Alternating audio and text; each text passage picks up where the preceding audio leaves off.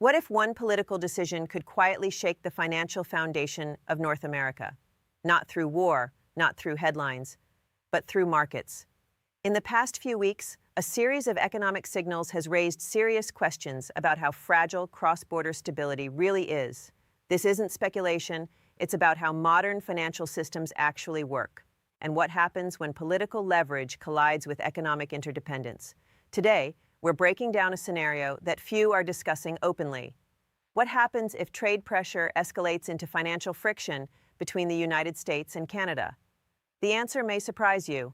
Stay with me, because Section 4 changes everything.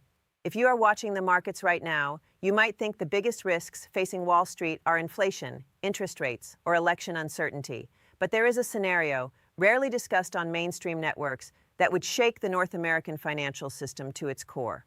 It's not a missile strike. It's not a cyber attack. It's not a housing collapse. It's a financial rupture between the United States and its closest economic partner, Canada. Now let's be very clear. What you're about to hear is not a current event, it is a strategic scenario, but it is a scenario grounded in real financial architecture, real trade tensions, and real geopolitical incentives. For years, political leaders, including Donald Trump, have used tariffs as economic leverage. Steel, aluminum, energy, autos. The assumption behind aggressive trade policy has always been simple. America is the larger economy. America has more leverage. America can absorb more pain. But what if that assumption is incomplete? Because while Washington focuses on goods crossing the border, there is something far more powerful moving quietly every single second: capital. Billions of dollars in cross-border banking activity flow daily between New York and Toronto. American banks operate subsidiaries in Canada. Canadian banks operate major divisions inside the United States, corporate payrolls, automotive supply chains, energy financing, commercial real estate, all interconnected. Now imagine this.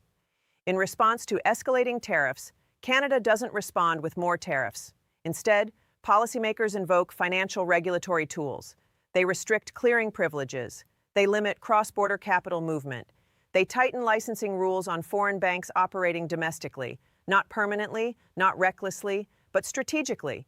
What would happen? Wall Street would not be prepared, because trade wars are loud. Financial wars are silent, until they're not. And once capital freezes, panic spreads faster than headlines. The question isn't whether Canada is planning this. There is no evidence of that. The question is, if relations deteriorated severely, could they? And if they could, would the United States be ready? To understand why this scenario matters, you have to understand something most political debates completely ignore. The United States and Canada are not just trading partners. They are financially fused. Every single day, billions of dollars move between Bay Street in Toronto and Wall Street in New York. American banks maintain subsidiaries and branches across Canada.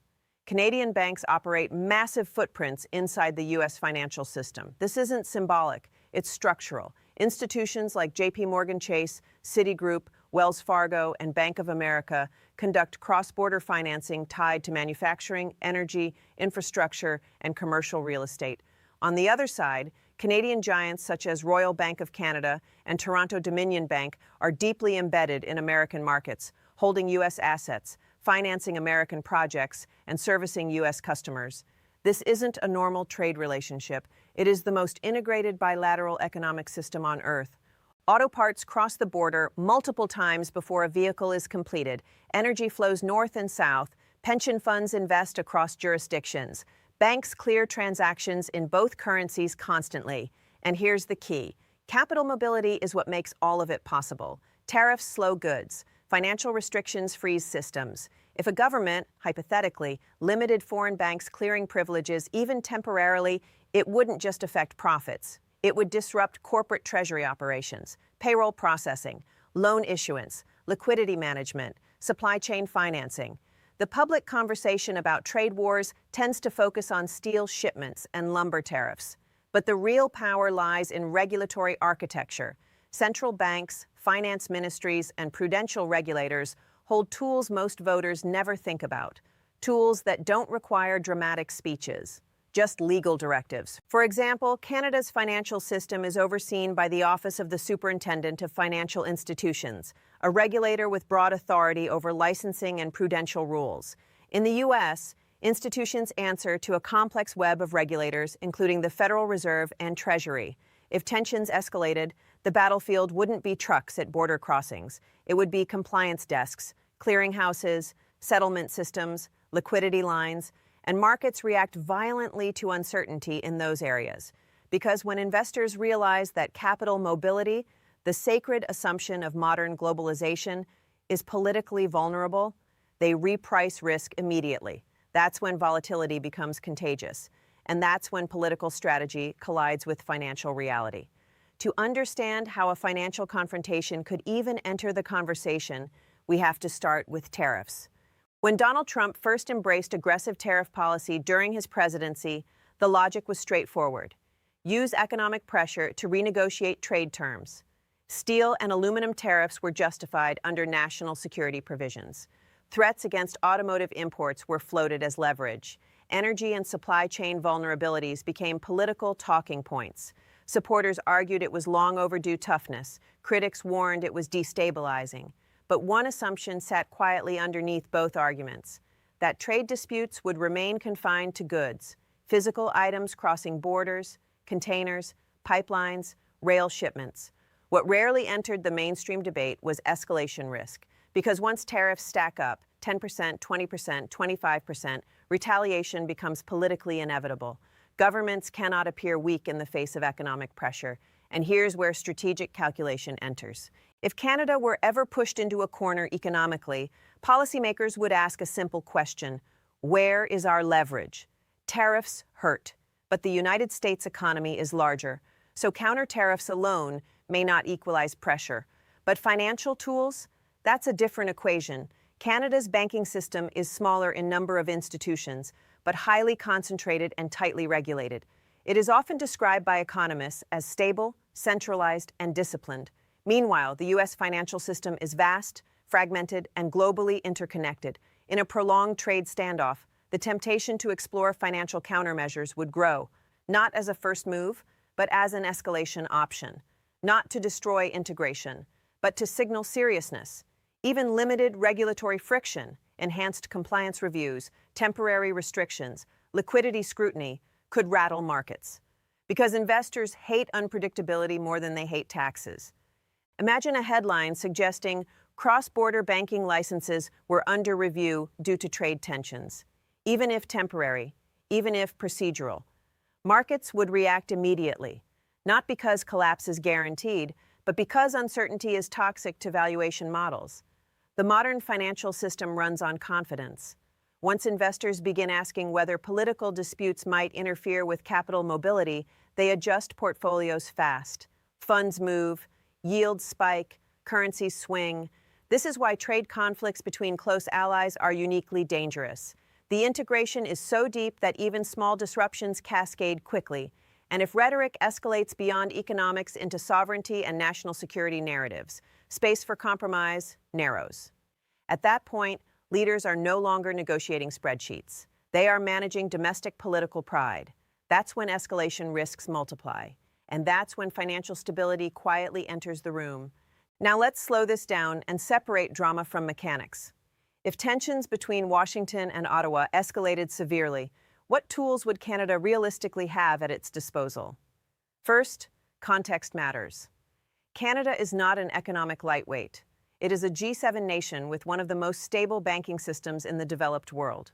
Its regulatory authority flows primarily through institutions like the Office of the Superintendent of Financial Institutions and the Bank of Canada. These bodies oversee capital requirements, licensing, liquidity standards, and systemic risk controls. That might sound technical, but in a geopolitical crisis, technical tools become strategic tools.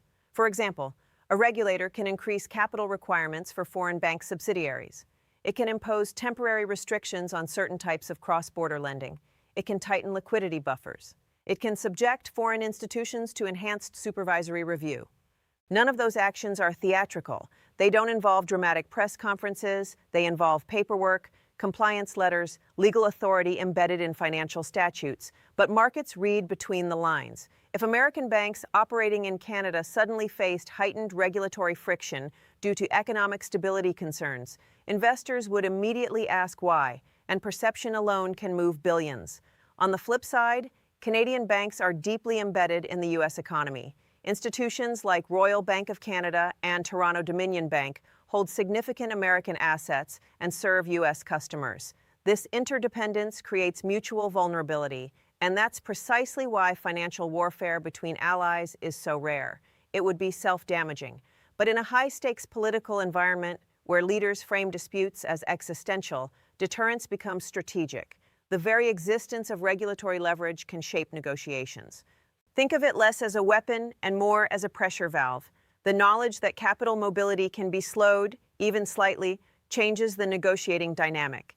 Because financial markets operate on speed and trust. If trust erodes, speed slows. If speed slows, liquidity tightens. And once liquidity tightens, volatility spikes. This is why central bankers historically avoid politicizing financial systems. Stability is sacred. Yet history shows that economic tools are sometimes deployed in geopolitical conflicts, sanctions regimes being the most obvious example. The difference here? This would involve two deeply integrated democracies, which makes the consequences exponentially more complex. The question isn't whether Canada wants such a confrontation. There's no evidence of that. The real question is, if pushed hard enough in a prolonged tariff standoff, would regulatory tools become part of the conversation? Now let's imagine the moment markets sense financial escalation risk, not a full shutdown, not a dramatic announcement, just credible signals that cross-border banking operations are under regulatory strain. Wall Street would not wait for confirmation. It would reprice instantly, because large financial institutions like J.P. Morgan Chase, Citigroup, Wells Fargo, and Bank of America are valued partly on their global integration. Their cross-border operations are not side projects. They are embedded revenue streams tied to corporate lending, trade finance, derivatives clearing, and treasury services. If analysts suddenly had to factor in regulatory uncertainty between the U.S. and Canada, even temporarily, earnings models would shift. And when earnings models shift, stock prices move. But the reaction wouldn't stop at bank equities. Institutional investors would begin stress testing exposure across sectors. Automotive manufacturers with integrated North American supply chains. Energy companies reliant on cross-border capital flows, real estate markets financed by multinational lenders, pension funds holding bank-heavy portfolios. Even the U.S. dollar could feel pressure, not because collapse is imminent, but because perceived geopolitical stability is part of its strength. Markets are forward-looking machines. They don't wait for disasters, they price probability. If probability of financial friction increases from 0% to even 5%, that shift alone can erase billions in market capitalization. And here's the deeper dynamic. For years, many investors treated tariff disputes as politically loud but financially manageable. Goods can be rerouted, suppliers can adjust, costs can be passed through to consumers. But financial restrictions are different. They strike at liquidity, and liquidity is oxygen. Without it, even profitable companies struggle to function smoothly. Corporate treasurers depend on predictable banking channels to manage payroll, vendor payments, and daily cash sweeps. If those channels face uncertainty, emergency contingency planning begins immediately. And emergency planning signals instability, which feeds volatility, which feeds more emergency planning. This is how financial contagion starts, not with collapse, but with doubt. It's important to stress again, there is no evidence of an imminent U.S.-Canada financial confrontation, but the structure exists, the interdependence exists, and in high-stakes political standoffs, structural leverage becomes strategic leverage. Wall Street understands that, and that understanding alone can shape political pressure behind closed doors, because when capital feels threatened, executives call policymakers fast. If financial tension between the United States and Canada ever escalated beyond rhetoric, the economic impact would be only half the story. The other half would unfold inside the political system, because once markets react, once bank stocks slide, once volatility spikes, once headlines begin using phrases like financial instability, pressure shifts immediately to elected officials. If trade tensions were driven by tariff escalation under a leader like Donald Trump, the political calculation would become intensely personal. Supporters might frame toughness as strength. Critics would frame fallout as recklessness. But markets do not vote. Markets respond. And when retirement accounts begin flashing red, when 401ks dip, when regional banks issue cautious statements about cross-border exposure, voters start paying attention. That's when CEOs make phone calls. Major financial institutions maintain constant communication with Treasury officials, members of Congress, and central bankers. If executives at firms like JP Chase or Bank of America believed that political escalation was materially threatening capital flows, private warnings would be swift. Behind closed doors, the message would be simple. Resolve this. Markets can tolerate tariffs. They cannot tolerate uncertainty and capital mobility between the two most integrated economies in the Western Hemisphere. Meanwhile, Congress would face its own pressure. Lawmakers representing financial hubs like New York, North Carolina, and California would hear from donors and constituents simultaneously. Business groups would activate, chambers of commerce would issue statements, trade associations would warn about cascading supply chain disruption, and suddenly, what began as a political posture would become a legislative flashpoint. In Canada, political dynamics would mirror this tension. If Ottawa were perceived as defending economic sovereignty, domestic support might surge. But if escalation harmed Canadian pension funds or cross-border employment, pressure would mount there too. This is the paradox of economic brinkmanship between allies. Both sides hold leverage. Both sides hold vulnerability. Escalation punishes opponents, but it also punishes interconnected domestic stakeholders, which means the true battlefield would not just be financial markets. It would be narrative control. Who is blamed? Who is seen as reckless? Who is seen as protecting national interests? In democratic systems, perception shapes policy longevity. If markets panic and public opinion shifts, leaders adjust. The question is not whether financial tools exist. They do. The question is whether political ego would override economic caution. And history shows that sometimes it does. Now zoom out beyond North America. Because if financial tensions between the United States and Canada ever escalated into regulatory confrontation, the shockwaves wouldn't stop at the border. They would send a signal, and that signal would be heard in London, Frankfurt, Beijing, and beyond. For decades, the strength of the American financial system has rested on one foundational belief: stability. The U.S. dollar dominates global trade not just because of economic size, but because global investors view the American system as predictable, rule-based, institutionally resilient. But if even a close ally like Canada began stress testing cross-border financial exposure due to political volatility, global markets would take notice. Institutions like the European Central Bank or the Bank of England routinely evaluate systemic risk. If headlines suggested growing instability between two deeply integrated democracies, risk committees worldwide would quietly reassess exposure to U.S. financial institutions. Not out of hostility, out of prudence. Global capital is cautious. It flows toward reliability. If geopolitical unpredictability becomes associated with American trade policy, even incrementally, sovereign wealth funds and pension managers diversify. Gradually, strategically, no dramatic exits, just subtle portfolio shifts. And here's the critical point. Financial dominance is not lost in a single day. It erodes through accumulated doubt. The United States enjoys enormous structural advantages: scale, liquidity, institutional depth. But confidence is part of that architecture. If allies begin contemplating contingency planning for American policy volatility, the psychological foundation of financial hegemony weakens. Meanwhile, geopolitical competitors observe carefully. China, for example, has long sought alternatives to dollar-centric trade settlement systems. Any visible friction between the U.S. and its closest partners reinforces arguments for diversification. Even Europe might explore mechanisms to insulate its own financial system from future transatlantic volatility. Again, none of this implies collapse. It implies adjustment, and adjustment shifts influence over time. What makes the U.S.-Canada relationship unique is its depth of integration. It has historically been viewed as almost seamless. A dispute spilling into financial regulatory space would signal that even the most stable alliances are vulnerable to political escalation. That perception alone would reshape global risk modeling. And in financial systems, perception becomes reality faster than policy statements can catch up. It's easy to hear phrases like cross-border capital flows or regulatory escalation and assume this is a conversation for bankers and policymakers. It isn't. If financial tension between the United States and Canada ever escalated beyond tariffs, the impact would not stay inside trading floors. It would move into everyday life. Here's how. If major institutions such as JP Morgan Chase or Citigroup faced uncertainty around Canadian operations, even temporarily, their risk departments would react immediately. And when risk departments react, lending standards tighten. That means mortgages become harder to qualify for, auto loan interest rates inch higher, small business credit lines face stricter review, commercial real estate projects slow. Banks don't absorb geopolitical risk quietly. They price it in. If capital becomes even slightly more constrained due to cross-border uncertainty, liquidity becomes more expensive. When liquidity becomes more expensive, borrowing becomes more expensive. That affects consumers.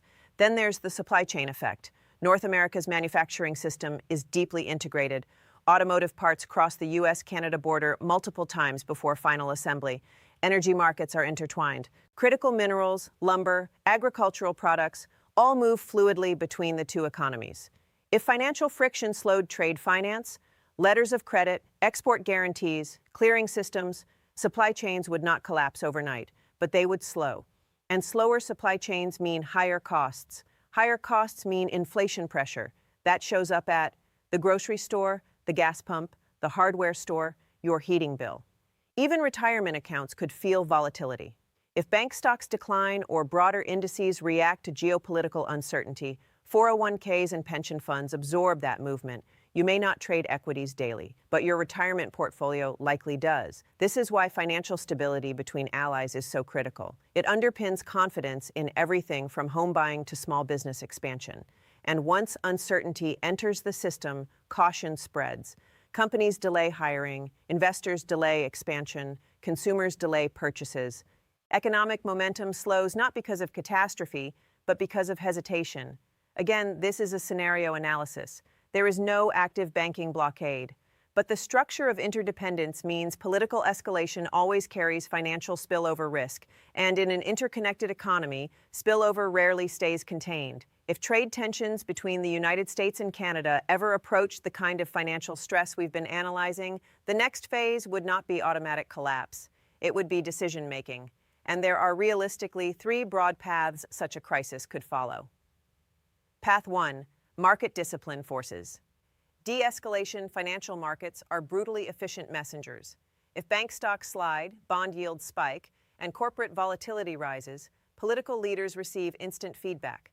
Executives from institutions like JP Morgan Chase or Royal Bank of Canada would likely urge calm, stability, and negotiation. Behind closed doors, finance ministers and central banks, including the Federal Reserve and the Bank of Canada, would coordinate to prevent liquidity stress. In this scenario, rhetoric cools.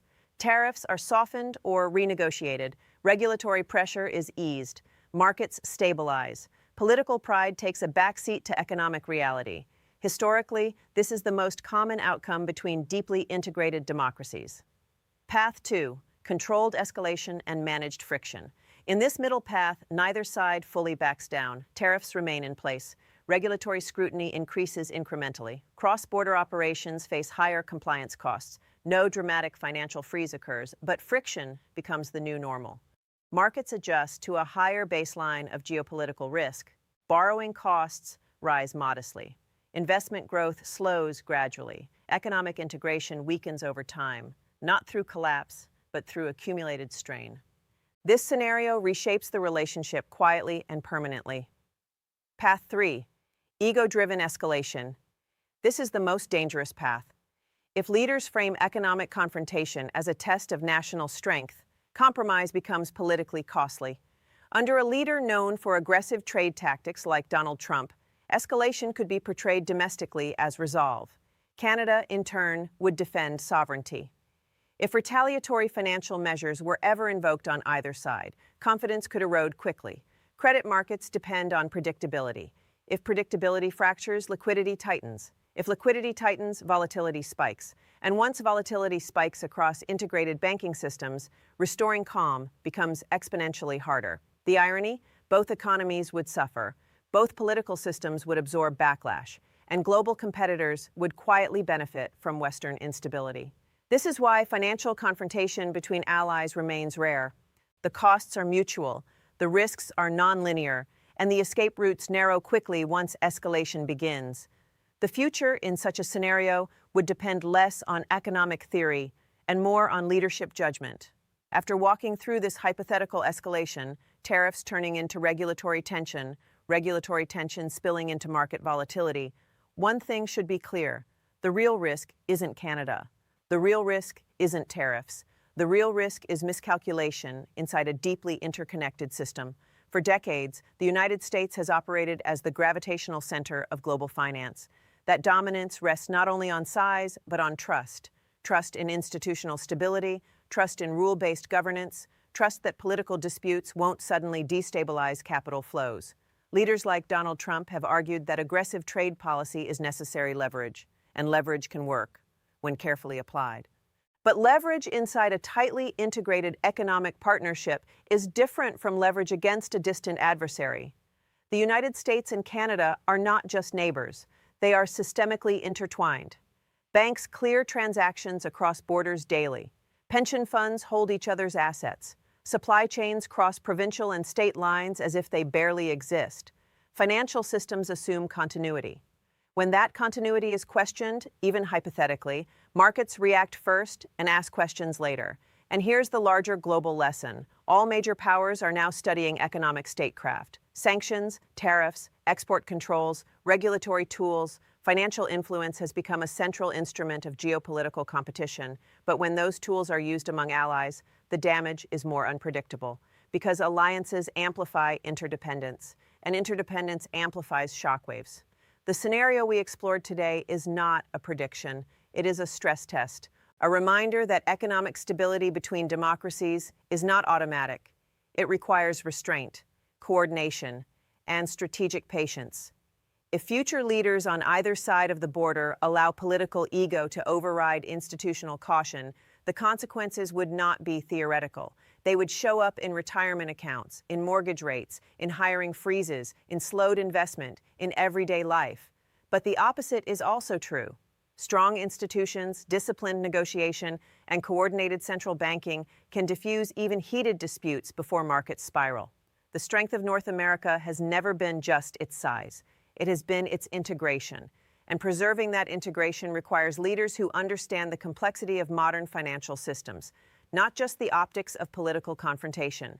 The question isn't whether this financial rupture is happening today. It isn't. The question is whether policymakers understand how fragile interconnected systems can become when politics escalates too far. History rarely collapses overnight. It shifts through choices, and the choices made in moments of economic tension determine whether stability holds or whether cracks widen. The biggest economic disruptions rarely begin with panic. They begin with small policy decisions that compound. Markets react, institutions adjust, and the public only notices when the consequences are already visible. If you found this breakdown valuable, make sure you subscribe to Rachel's briefing, because we don't just follow headlines, we decode the strategy behind them. Comment below. Do you think economic leverage strengthens alliances or quietly weakens them? And if you want deeper analysis on where global financial competition is heading next, the next briefing might surprise you.